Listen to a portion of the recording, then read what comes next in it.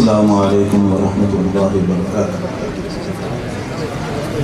الحمد للہ الذی ہدانا لدین الاسلام وما كنا لنهتدی لولا ان هدانا اللہ، والصلاة والسلام على اشرف الانبیاء والمرسلین وعلى آلہ واہل بیتہ، اما بعد، اعوذ باللہ السمیع العلیم من الشیطان الرجیم۔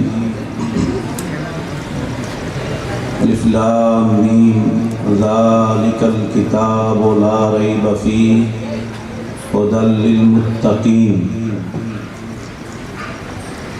قرآن حکیم کی ابتدا میں اللہ رب العزت نے سورہ فاتحہ کو بطور توطیہ اور تمہید کے اور مقدمہ کے ذکر فرمایا ہے۔ اس سورت کی بہت بڑی عظیم شان اور منزلت ہے۔ اس کے بعد پھر اللہ رب العزت نے اس کتاب کے نزول کا عظیم مقصد بیان فرمایا ہے۔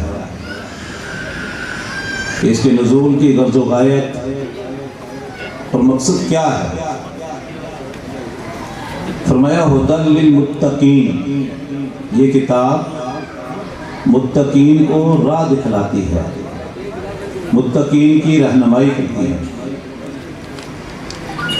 اور آج یہ مجلس اس کتاب مقدس کی تلاوت کے حوالے سے منعقد کی گئی ہے۔ یقیناً جس طرح یہ کتاب مقدس اور عظمت والی ہے، جس نبی پر اتری وہ نبی بھی عظیم الشان، محترم، مقدس، سید الانبیاء، امام الانبیاء، جس قوم کی طرف آئی وہ قوم بھی خیر الامم، امت المرحومہ، اور جس جگہ تلاوت کی جائے وہ جگہ بھی بابرکت ہو جاتی ہے، جس سینے میں ہو وہ سینہ بھی بابرکت، باعزت، مکرم ہے۔ قرآن کریم میں اللہ رب العزت نے مومنوں کا تذکرہ کیسے فرمایا؟ انما المؤمنون الذين اذا ذكر الله وجلت قلوبهم واذا تليت عليهم آياته زادتهم ایمانا، کہ مومنوں کی یہ شان، مومنوں کی یہ کیفیت ہوا کرتی ہے، مومنوں کی یہ حالت ہوتی ہے کہ اذا ذکر اللہ، جب اللہ کا تذکرہ ہوتا ہے، وجلت قلوبہم، ان کے دل نرم ہو جاتے ہیں، پسیج جاتے ہیں۔ وَإِذَا تُلِيَتْ عَلَيْهِمْ آيَاتُهُ زَادَتْهُمْ ایمانا، اور جب اللہ کی آیات کی تلاوت کی جاتی ہے تو ان کا ایمان بڑھ جاتا ہے، ایمان میں اضافہ ہو جاتا ہے۔ آج دیکھتے ہیں کہ اس بابرکت کتاب، مقدس کتاب قرآن حکیم کی تلاوت سے کس کے سینے منور ہوتے ہیں، کس کا دل نرم ہوتا ہے اور کس کے ایمان میں اضافہ ہوتا ہے۔ آج یہ کتاب مظلوم ہے، اور سب سے بڑی بدقسمتی کے مسلمانوں کے ہاں یہ مظلوم ہے۔ اللہ اکبر۔ ایک وہ وقت تھا کہ جب اس دنیا میں تبدیلی آئی تو ابلیس نے اپنے ہواری مشرق و مغرب، شمال و جنوب میں پھیلا دیے کہ آسمان پر پہلے علاقے ہیں، کوئی بڑا واقعہ پیش آیا ہے، معلوم کرو یہ کیا حادثہ پیش آ رہا ہے۔ تو جنوں کے گروہ مشرق و مغرب، شمال و جنوب کی طرف دوڑ پڑے، اڑ پڑے۔ اللہ کے نبی صلی اللہ علیہ وسلم مکہ کی وادی میں قرآن کریم کی تلاوت کر رہے تھے۔ جنوں کی ایک ٹولی وہاں سے گزری تو انہوں نے قرآن کریم سنا جس کا تذکرہ اللہ رب العزت نے سورہ جن میں کیا ہے، اِنَّا سَمِعْنَا قُرْآنًا عَجَبًا یہدی الی الرشد فآمنا بہ، کہ ہم نے بڑی ایک عجیب دلوں کو بدل دینے والی، مزاج کو بدل دینے والی، انقلاب برپا کرنے والی کتاب کی تلاوت ہم نے سنی ہے اور ہم ایمان لے آئے۔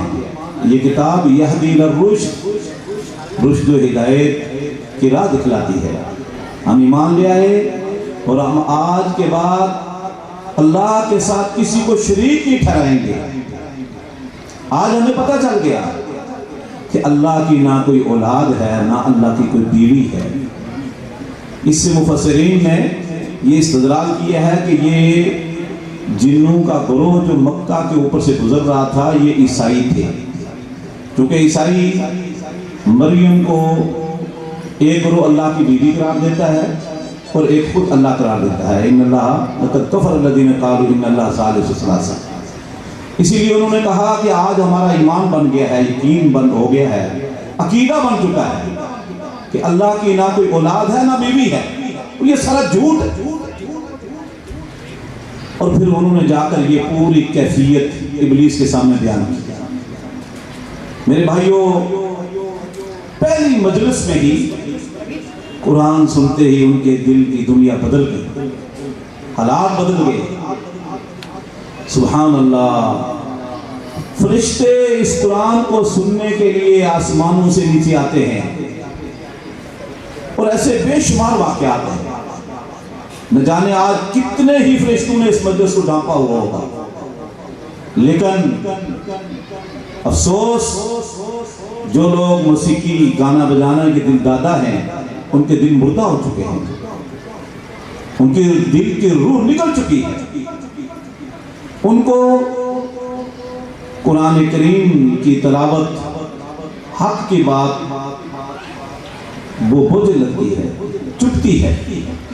اللہ نزل احسن الحدیث کتابا متشابہا مثانیہ تقشعر منہ جلود، اس سے انسان کے اندر ایک انقلاب برپا ہوتا ہے، رونگٹے کھڑے ہو جاتے ہیں، دل نرم ہو جاتے ہیں، حتیٰ کہ کھال نرم ہو جاتی ہے، ایمان میں اضافہ ہوتا ہے۔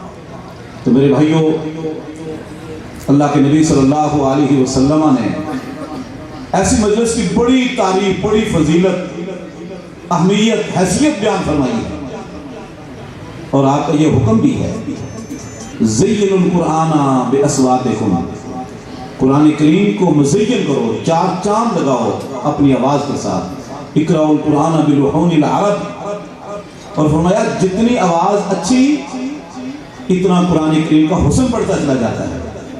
آج اس مجلس میں بیٹھے ہوئے لوگ وہ یہ عزم کر لیں کہ اپنی بھی زندگی میں انقلاب برپا کریں گے قرآن کریم اور احادیث کے ذریعے، اور اپنے بچوں کو انشاءاللہ ایسے ہی قاری، حافظ، عالم، مبلغ، داعی بنائیں گے۔ میں سمجھتا ہوں کہ انشاءاللہ اللہ کے فضل و کرم سے آج یہ ہماری مجلس، یہ محفل بابرکت ثابت ہوگی، اور انشاءاللہ اس کے ثمرات ہمیں صرف یہی اس علاقے میں نہیں پوری پاکستان میں نظر آئیں گے۔ جزاکم اللہ خیر۔